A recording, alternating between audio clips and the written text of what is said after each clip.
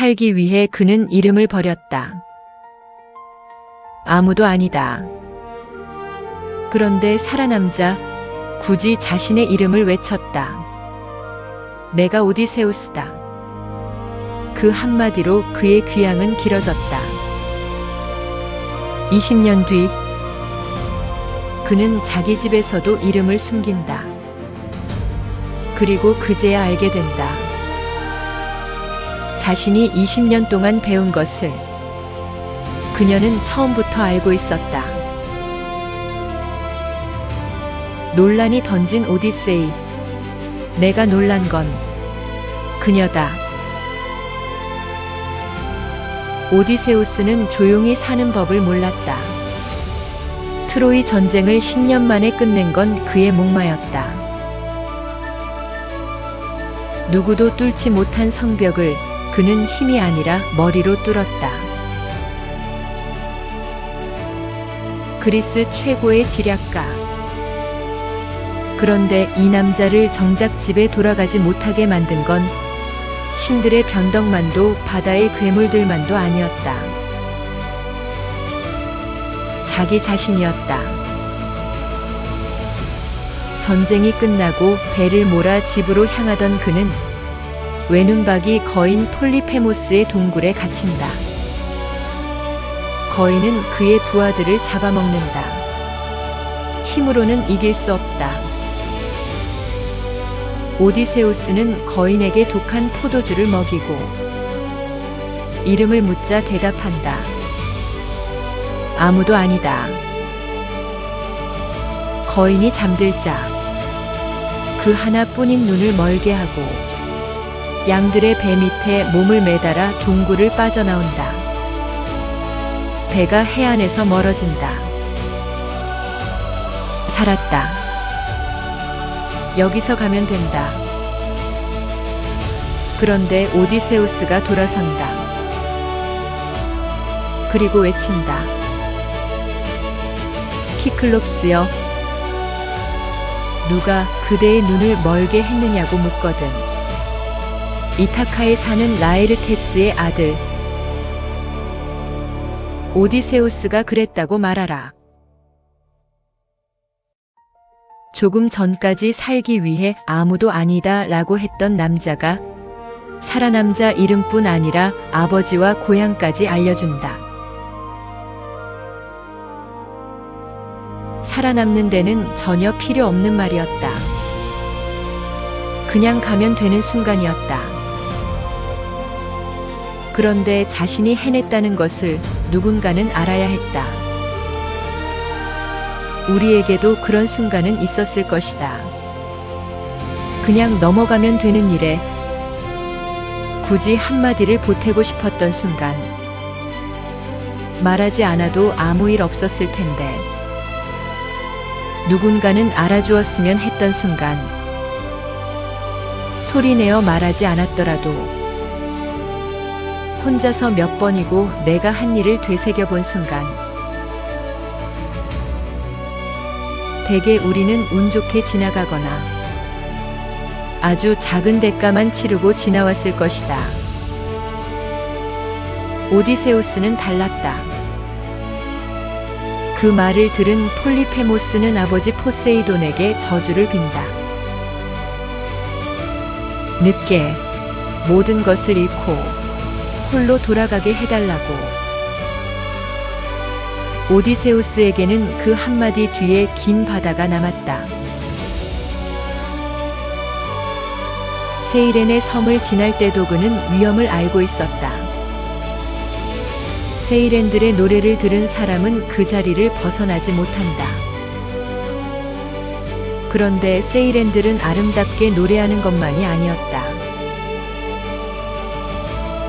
그들은 모든 것을 안다고 했다. 트로이에서 그리스와 트로이 사람들이 겪은 일도, 세상에서 일어나는 일도 모두 알고 있다고 했다. 오디세우스에게는 그냥 지나치기 어려운 유혹이었다. 부하들의 귀는 밀랍으로 막는다. 하지만 자신의 귀는 열어둔 채 몸을 돛대에 묶게 한다. 내가 풀어달라고 해도 더 단단히 묶어라. 그는 살아남고 싶었다. 그러나 알고도 싶었다. 그래서 욕망을 버리는 대신 욕망하는 자신을 묶어두었다. 자신을 믿지 않는 것도 때로는 지혜다. 세월이 흐른다. 함께 떠났던 배들은 사라지고 부하들도 사라진다. 마침내 오디세우스는 이타카에 돌아온다. 전쟁터로 떠난 지 20년 만이었다.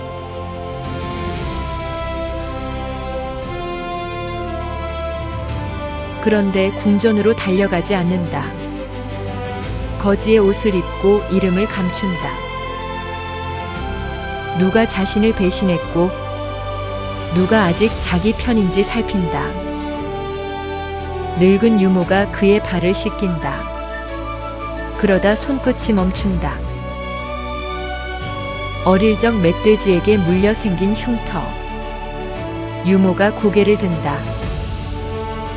그리고 소리치려는 순간 오디세우스가 그녀의 입을 막는다. 말하지 마라. 아직 때가 아니었다.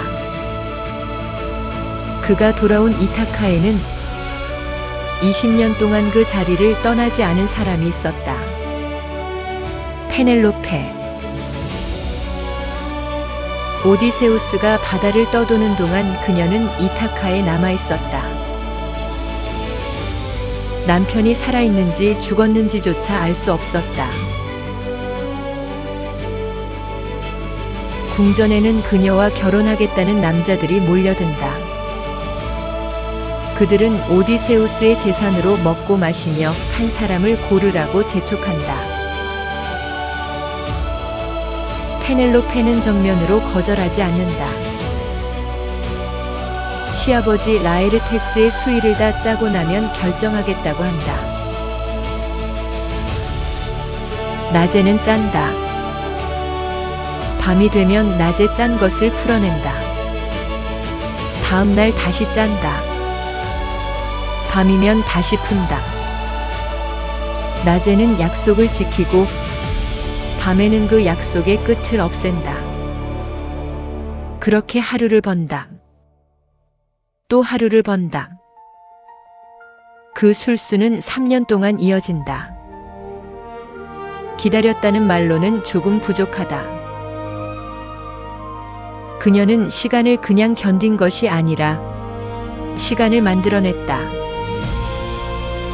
배틀의 비밀이 들통난 뒤에도 페넬로페는 결정을 미룬다. 마침내 오디세우스의 활을 내놓는다.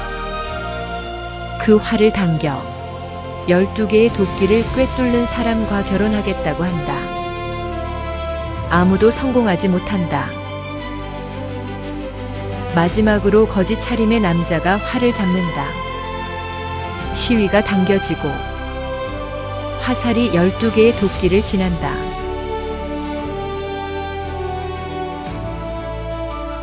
오디세우스였다. 그리고 그는 활을 내려놓지 않는다. 다음 화살은 도끼를 향하지 않았다. 술잔을 들고 있던 구혼자 안티노우스가 쓰러진다. 그제야 사람들은 안다. 20년 동안 돌아오지 않던 이 집의 주인이 돌아왔다는 것을. 문이 닫힌다. 오디세우스는 아들 텔레마코스와 함께 자신의 궁전을 차지하고 있던 구혼자들을 처단한다. 궁전의 소란이 끝났을 때 살아남은 구혼자는 없었다. 그런데도 아직 한 사람은 오디세우스가 돌아왔다고 믿지 않았다. 페넬로페였다. 유모가 그녀에게 달려간다. 오디세우스가 돌아왔다고, 자신이 직접 그의 흉터까지 보았다고 말한다. 그래도 페넬로페는 곧장 믿지 않는다. 아들 텔레마코스마저 어머니를 나무란다. 20년 만에 돌아온 아버지를 두고 어찌 그토록 냉정할 수 있느냐고. 페넬로페가 말한다. 아들아, 놀라서 내 마음이 움직이지 않는구나. 하지만 우리 둘에게는 다른 누구도 알지 못하는 표지가 있다. 유모는 믿었다. 아들도 믿었다. 몸에는 오래된 흉터까지 있었다. 그래도 페넬로페는 아직 아니었다. 그녀에게 필요한 것은 이름이 아니었다. 둘만 아는 것, 그것이면 되었다. 페넬로페가 하녀에게 말한다. 그의 침대를 방 밖으로 내어놓아라. 그 순간 지금까지 자신을 감추고 있던 오디세우스가 발끈한다. 여인이여, 그대의 말은 나를 슬프게 하는구려. 누가 내 침상을 그 자리에서 옮겨 놓았단 말이오. 그리고 그가 스스로 말하기 시작한다. 뜰 안에는 잎이 무성한 올리브나무 한 그루가 있었소. 나는 그 나무를 베지 않았소. 그 줄기를 깎아 침상의 기둥으로 삼았소. 그리고 그 둘레에 방을 지었소. 그 침대는 옮길 수 있는 가구가 아니었다. 땅에 뿌리를 내린 나무가 그대로 침대의 한쪽 기둥이었다. 옮기려면 그 나무부터 베어내야 했다. 페넬로페는 듣는다. 그것으로 충분했다. 이것은 둘만 아는 이야기였다. 그제야 그녀가 그에게 간다. 수많은 사람을 속이며 살아남은 남자가 마지막에는 아내가 던진 거짓말 하나에 자신의 진실을 모두 말해버린다. 젊은 오디세우스는 적에게 자기 이름을 외쳐 자기가 누구인지 남에게 증명하려 했다. 20년 뒤 페넬로페는 그의 이름조차 증거로 받지 않는다. 당신이 오디세우스임을 증명하라. 그런 말도 하지 않는다. 거짓말할 수 없는 것 하나를 건드린다. 그리고 그가 스스로 자신을 증명하게 한다. 둘 다 영리했다. 그는 긴 바다에서 살아남았고 그녀는 한자리에서 시간을 버텼다. 그런데 마지막 순간 확인하는 쪽은 그녀였다. 오디세우스는 조용히 사는 법을 몰랐다. 수많은 일을 겪은 뒤에야 이름을 감추는 법을 배웠고 말하지 않는 법을 배웠고 마지막에는 기다리는 법을 배웠다. 그는 지혜로 살아남았다. 그녀도 지혜로 버텼다. 다만 그는 그 지혜를 소리쳐 알렸고 그녀는 그 지혜를 아무도 모르게 숨겼다. 그가 마지막에야 도달한 그 자리에 그녀는 처음부터 서 있었다.